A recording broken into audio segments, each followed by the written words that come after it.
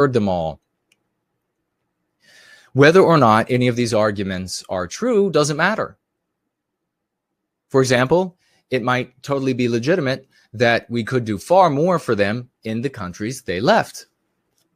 We might be able to make their lives infinitely better in the countries they left than bringing them here, because it will cost far less to make their lives better there than here, etc. Doesn't matter whether these arguments are true or not. It's just that you're defensive and you are inside of the anti-white narrative. Therefore, anti-whites get to decide how high you will jump. They say jump, you say how high. We don't want that anymore. Here are some very simple responses, page 151, that you can use right away when somebody says a statement like, we have to let the entirety of the world into Western civilizations because don't you have any compassion? You can immediately say, that's anti-white.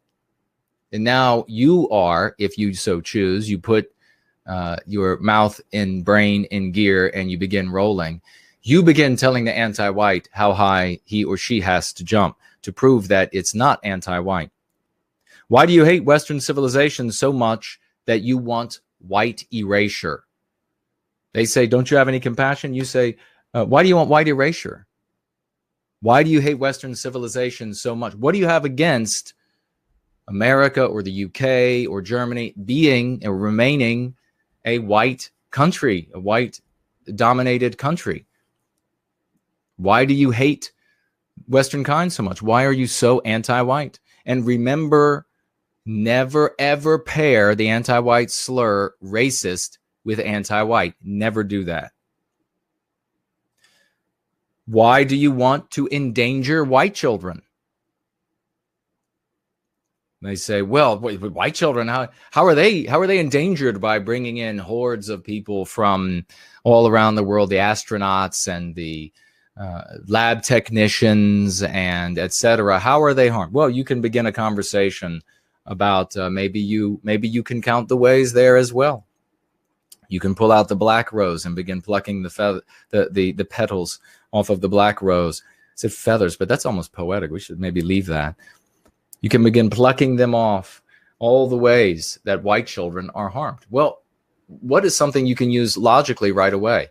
How are white children harmed by bringing in? Well, is it easier or harder to teach your children at school? If they're in public school, get them out of public school as soon as possible. But is it easier or harder to teach them in an environment where there are an increasing number of languages, where an increasing number of dollars, and there aren't a limitless supply of dollars, there aren't a limitless supply of teachers, where teachers have to have more students, where dollars have to be spread thinner and thinner over a student body, in allocating resources for individuals who are coming from other parts of the world that speak just languages so much better, or so much more equal maybe than our own. Who knows? But you can begin talking about all of that. This serves then as the beginning of what? We talk about this from time to time, a thought chain. So you are given a spot with which to begin, and you can begin down that chain. The beauty of that is that while the chain works for you, it inhibits and undermines the anti-white you're speaking with, or the person you're trying to bring over to going free. Why do you want to make it harder for white people to pay for their groceries, for health insurance, etc.? Once again, when it comes to the goods and services, there aren't a limitless supply, and therefore, the more people you bring in, especially we already have unemployment across the West, the harder it's going to be. Prices are going to go up for limited resources. And really, I break it down here for you. You see in these pages, and I do this for effect. Always answer an anti-white accusation with an accusation. So the anti-white says, you hate minorities. And you just retort, you hate Westman.